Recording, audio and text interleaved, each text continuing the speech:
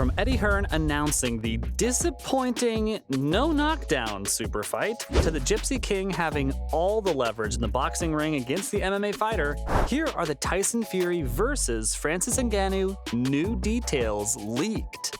For starters, the exhibition rules are literally a waste of everyone's time. It definitely doesn't sound like the kind of fight everyone's waiting for.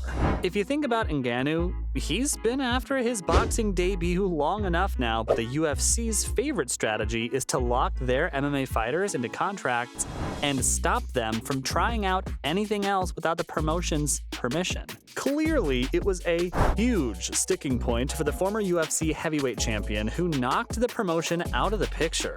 And now with PFL's lucrative contract, he's finally got the chance to try it out. So with the Predator throwing hands in the ring by the end of 2023, fans were expecting a lot more from him than a tasteless exhibition fight. At first, no one was even sure whether the fight was happening in the first place.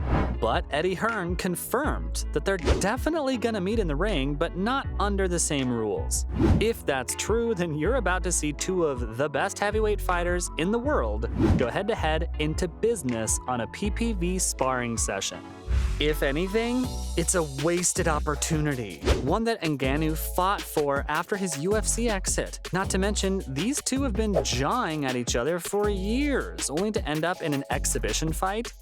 But I gotta admit, Ngannou doesn't stand a chance of beating Fury. Sure, he's an MMA legend, but Fury's still one of the greatest heavyweight boxers to ever step into the ring. And even though he's past his prime, he's still overmatched against anyone without a lengthy pro record under their belt. And it's not even just about Fury. Ngannou wouldn't even stand a chance against any of the top heavyweight, even Deontay Wilder. I just want to know if McGregor versus Mayweather had the legit treatment. Why are we pulling back on Ngannou versus Fury? It makes no sense. Most fans are tired of the predictable fights we've got, and when it's a crossover like this one, you need to make it as big as it can be. But right now, it's nothing more than a sideshow attraction, and even if you think about Ngannou's career, it's the worst possible fight he could take right now. Fast forward to 2024, he's got his PFL debut, and a lot more he's gearing up for. But if his boxing debut is a fought-to-no-decision bout, where he spends 8 rounds chasing or missing a grinning Fury, who isn't gonna even break a sweat, it's all useless. Either take up the challenge and make it the best showdown we've seen, or simply let it go.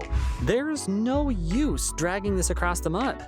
Just to get a kickstart in boxing with the greatest heavyweight, and without the challenge, even the UFC president claims that Ngannou's been taking a risk-free approach towards his career now.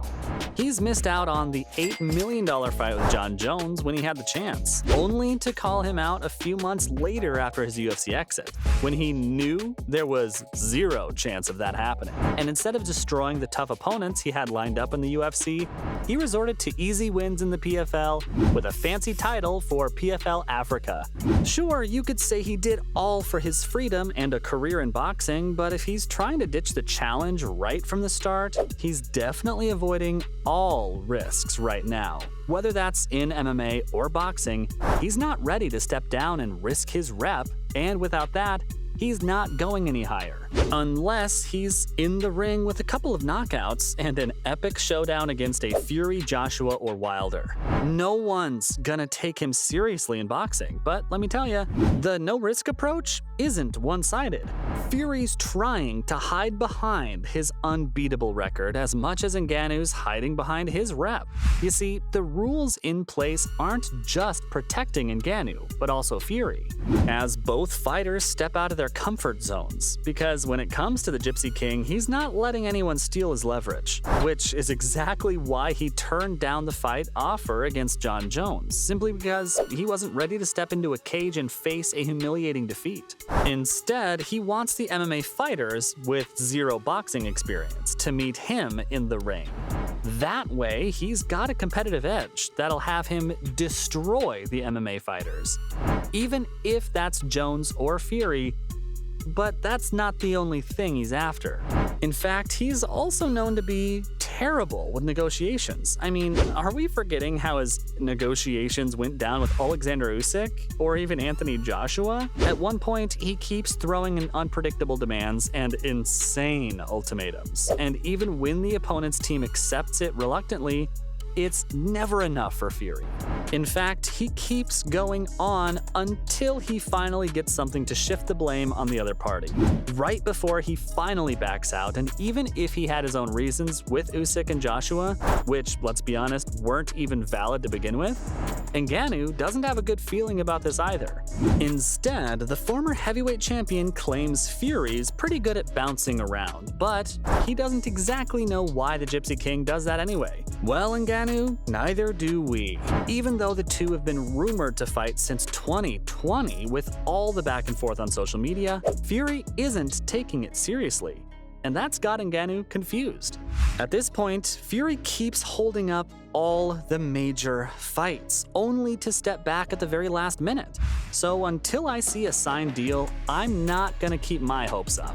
But if this fight becomes a reality, it could lead to a bunch of other things fans are desperate for. With all the money and attention, you might end up seeing a lot more hybrid fights coming up. Plus, with how the crossover bout between Floyd Mayweather and Conor McGregor got over 4 million pay-per-view buys in 2017, I wouldn't be surprised if the Fury vs. Ngannou fight crossed that record.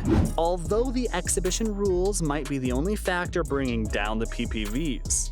Honestly, any hybrid fight against Ngannou would be a major event globally. And we're talking about tens of millions of dollars. Plus, if this fight works out better than everyone's expectations, hybrid fights might finally be normalized, leading up to another hybrid fight everyone's waiting for, Jon Jones versus Francis Ngannou. Sure, Dana White's never gonna agree to it right now, mostly because he hates Ngannou after the controversial UFC exit, but with the right fight and money, there's no reason why White wouldn't go back on his words and finally agree to a crossover fight between the two heavyweights. I mean, he already extended a cross-fight offer to Fury to fight Jones in the cage anyway. But all of this boils down to how the Ngannou versus Fury fight turns out, and if we're talking about wins, let's be honest. Fury would pick Ngannou apart in a boxing ring. Just picture his fight with Wilder, because this isn't gonna be any different. They both know the basics of boxing, and can even use them to a great extent. But they're not very skilled strikers. Sure, Ngannou's got the unhuman-like power that Fury doesn't even have to the slightest of margins. But the Gypsy King has already put up with Wilder's deadly right hand, so I'm pretty sure he's gonna keep up with Ngannou. Unless the Cameroonian lands a huge right-handed uppercut that's pretty deadly. As for Fury, he's one of the most skilled heavyweights out there, and his size gives him an advantage over almost every boxer he's up against. And if that wasn't enough, his unbeatable record shows he can eat a lot of punches, but Fury's gonna wrap up the fight in the first few rounds. Now, don't get me wrong, if this was an MMA fight, it wouldn't even last more than 2 minutes, because Ngannou would destroy him. And Fury knew that, which is exactly why he never moved on from the ring. And no one could blame him either. Boxing has completely different footwork and angles from MMA. And Tyson is literally the best heavyweight boxer alive, so it's a hard ask from someone from another sport to walk in and defeat him. Even if we're talking about Ngannou's physical assets, maybe Ngannou needs to move on to other less skilled boxers like Anthony Joshua, who doesn't have a lot of tricks up his sleeve. At least that'd be better than an exhibition fight against the two best heavyweights we've got.